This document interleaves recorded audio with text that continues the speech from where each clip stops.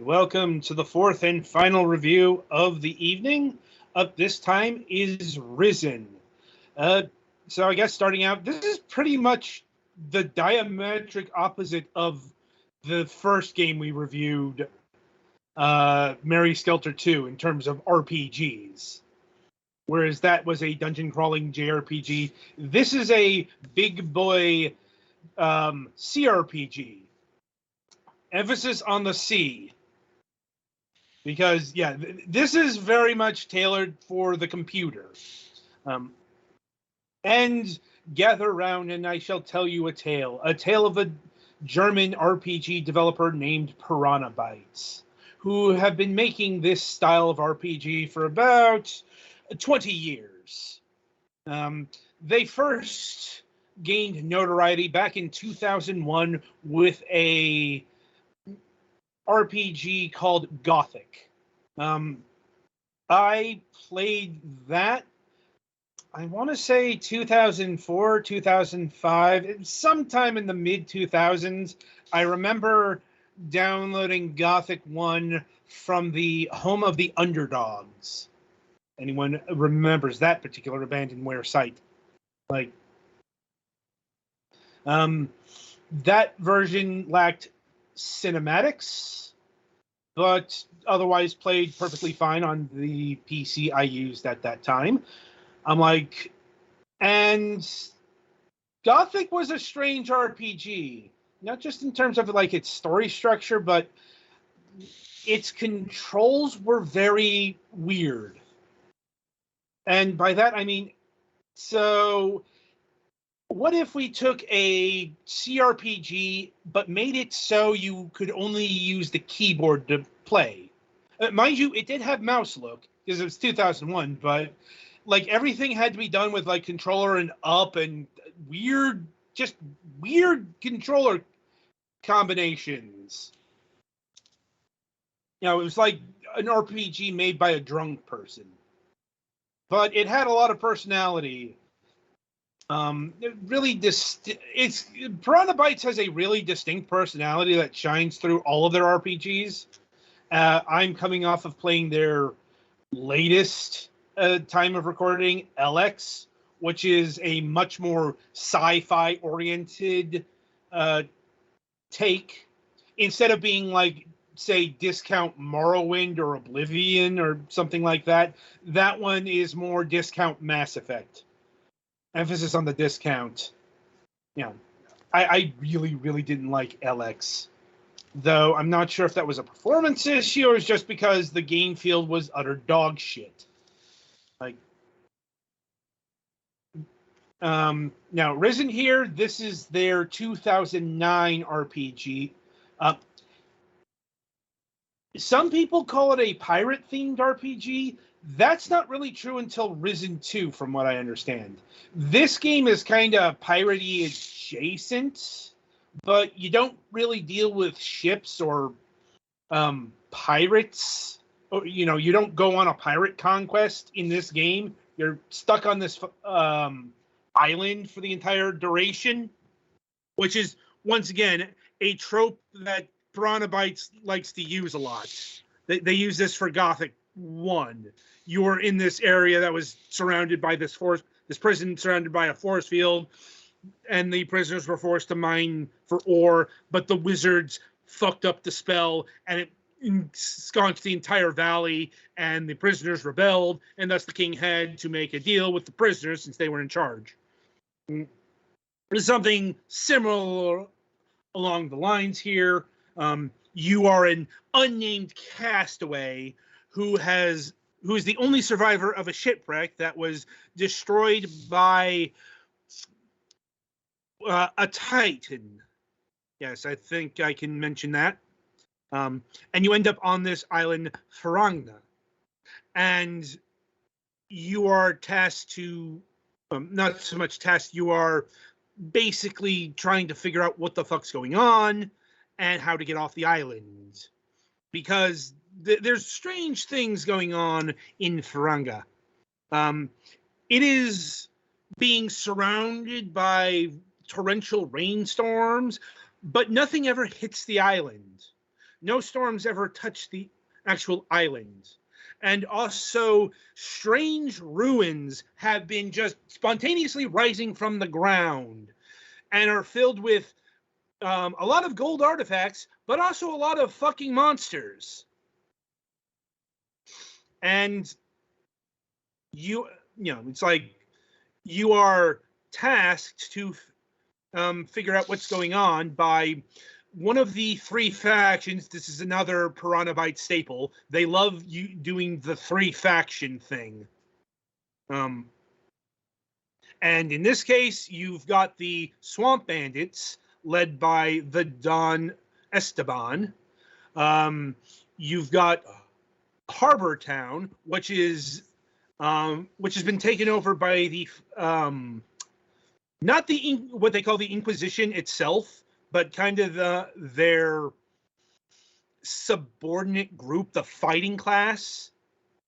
And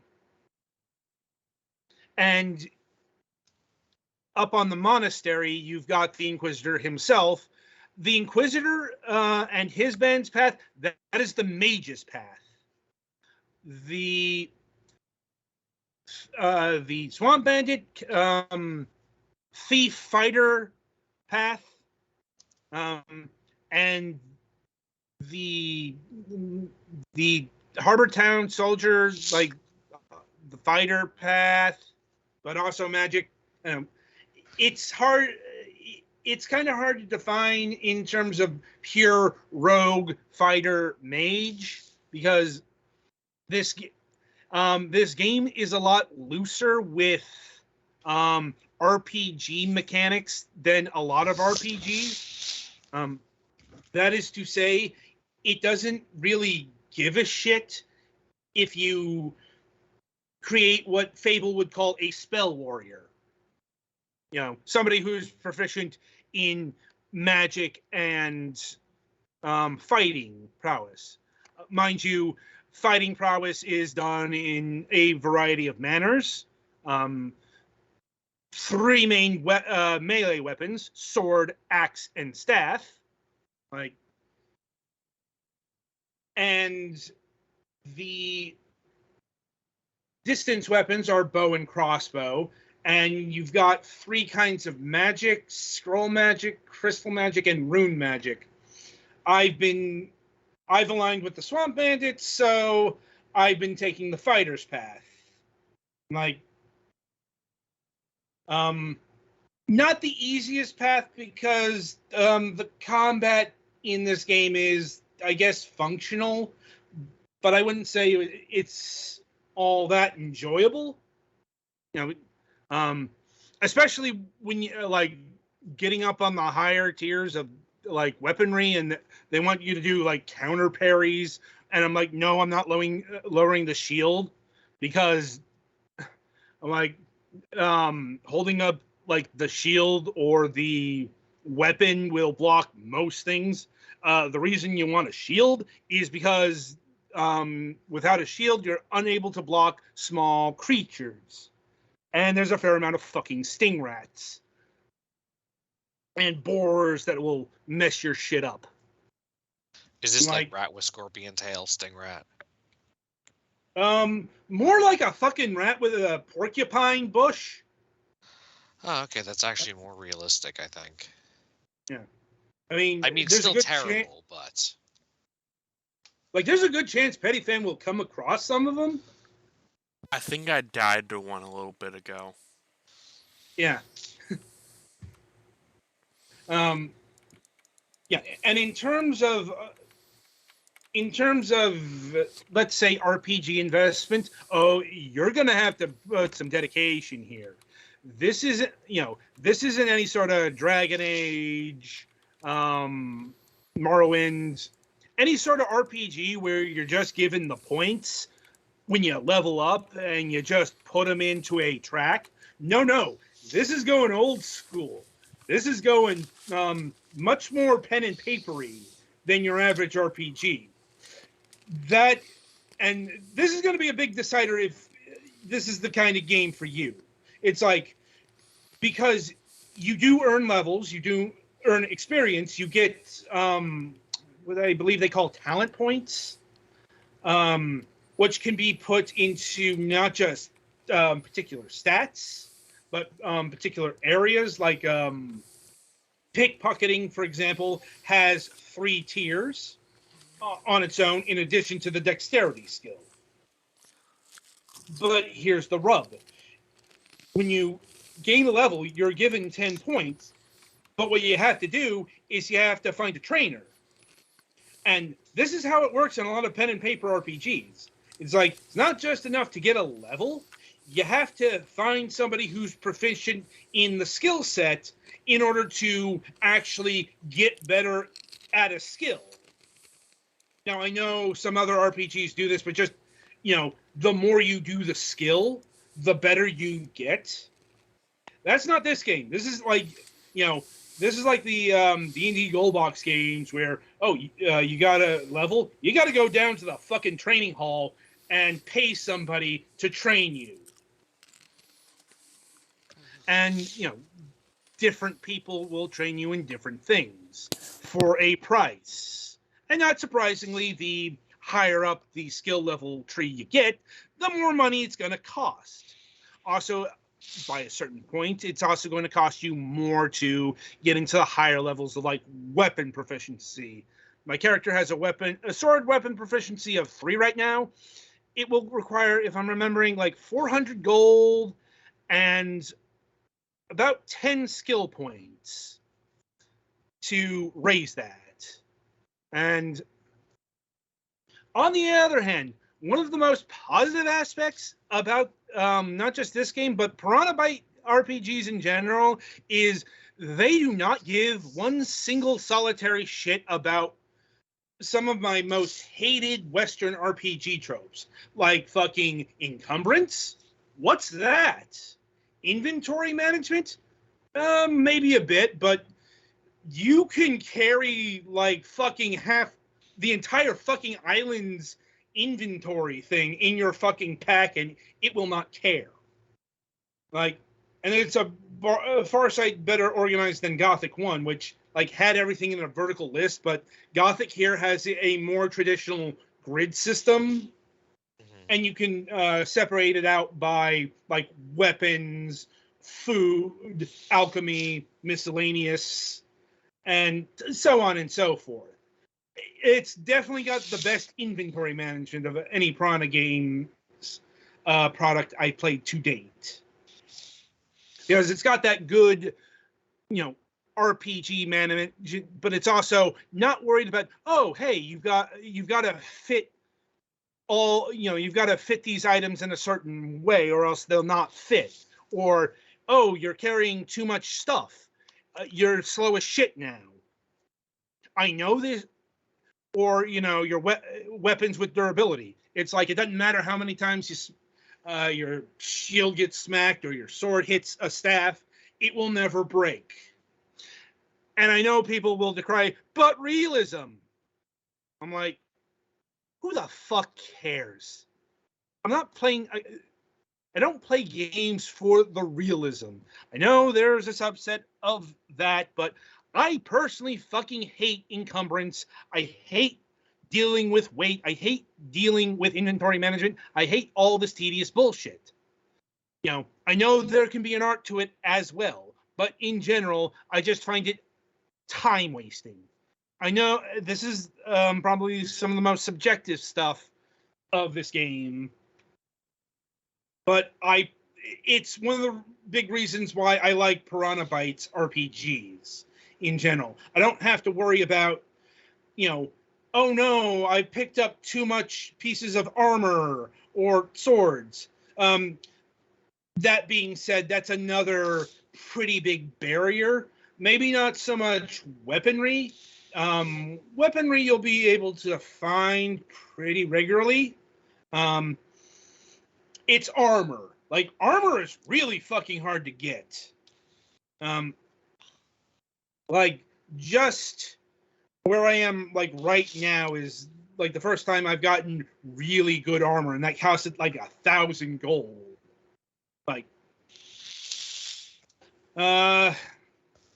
anyway, like I said,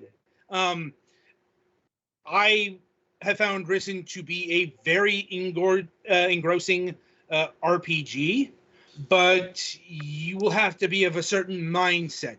This isn't going to hold your hand, well, too much. It will give you some tutorial hints, but that's another difference from the other RPG we covered. It's not got a lot of tutorials. And, it's a lot of choice stuff. But not just like, one or two choice. Like, during my visit to Harbor Town, in order to pick a side, I had to complete at least like 4 quests, four factional quests, maybe more. Like, you actually have to do a bit of dedication to a faction before they'll trust you. And it's also, if you do pick a side, and you will eventually have to pick a side, there will be consequences, at least for a little while. Like, for example, when I had firmly sided with the Dawn, yeah, all of the Inquisitor people would attack me on sight, which wouldn't have been the biggest problem if some of their soldiers weren't fucking invincible. I'm guessing they were plot relevant at that particular point. Like, that being said, since this is from a smallish German developer, oh yeah, this game's jank. Like, maybe not quite as jank as some later Bethesda products, but there were times when the game would just crash, when the game would fail to load. I remember there was a time when a soldier was just floating by, very Bethesda there. That being said, this game looks pretty good for a 2009 mid-tier release. It definitely, it definitely looks like it was from 10 or so years ago in certain aspects. Like, it's got a bit of the piss filter. Not as much as some games, but it's definitely there at times. But it's definitely got better lighting than a lot of stuff from this period. Like the Thunder here. It does have a day-night cycle, but that's less important than you'd think. Time doesn't really pass in the sense that, there are timed quests, timed events, all that stuff.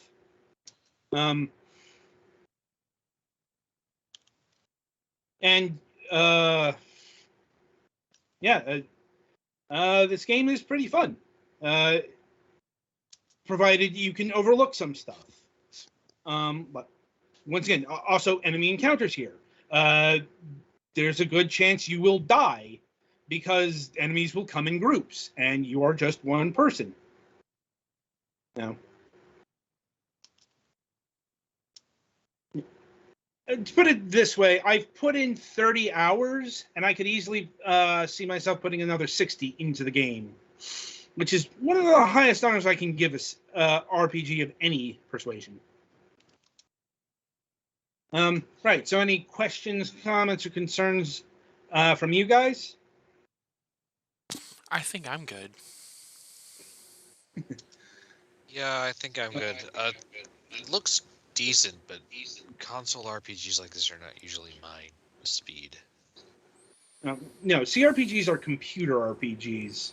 I know we call them Western RPGs, but this is a computer RPG. Yeah. Did I call it console? Yeah. I meant computer. I'm dumb. I mean, I know there was an Xbox 360 port, but I really couldn't imagine playing this on a fucking gamepad. Yeah, no, I meant computer. My brain skipped. Yeah. I mean, what are your impressions of the game, Petty?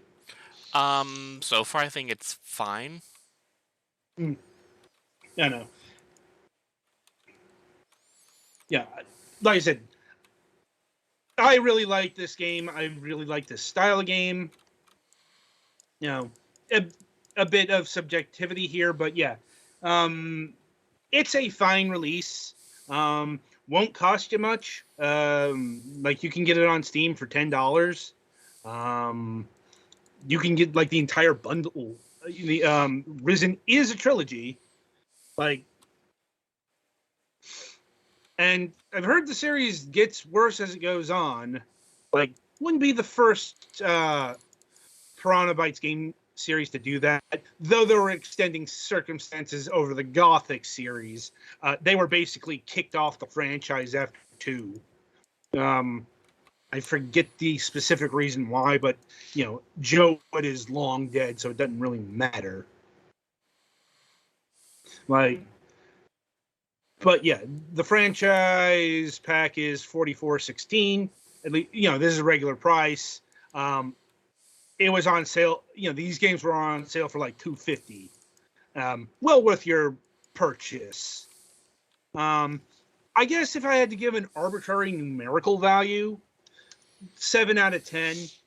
Like, they're good RPGs, but they're definitely not top tier. They're not top tier BioWare or Bethesda stuff either. And you should not go in with that expectation, because like Piranha Bytes has always been a developer of like 30 or so people. Quite frankly, I found Risen here to be punching above its weight in terms of its presentation in a lot of areas. Especially it's like surprisingly good voice acting. Not amazing, but I remember Gothic's voice acting being really shit. So, things improve.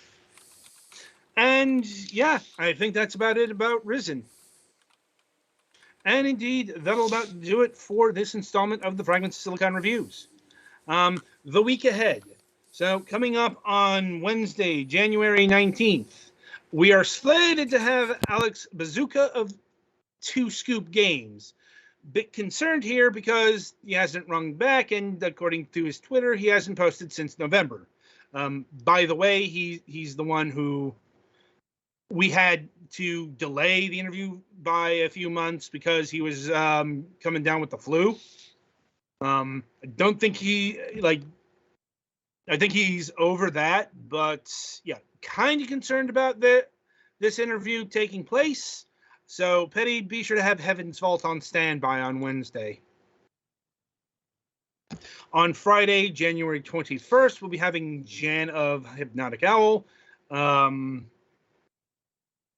They have to get back to me as well, but I only sent the reminder letter on Friday. So we'll be talking about their ASCII adventure game series, the Pepper Prince. The first episode of which is free on Steam. So, Betty, be sure to download that. And yeah, that'll about do it for this for the game reviews. And until Wednesday, I shall wish you good gaming.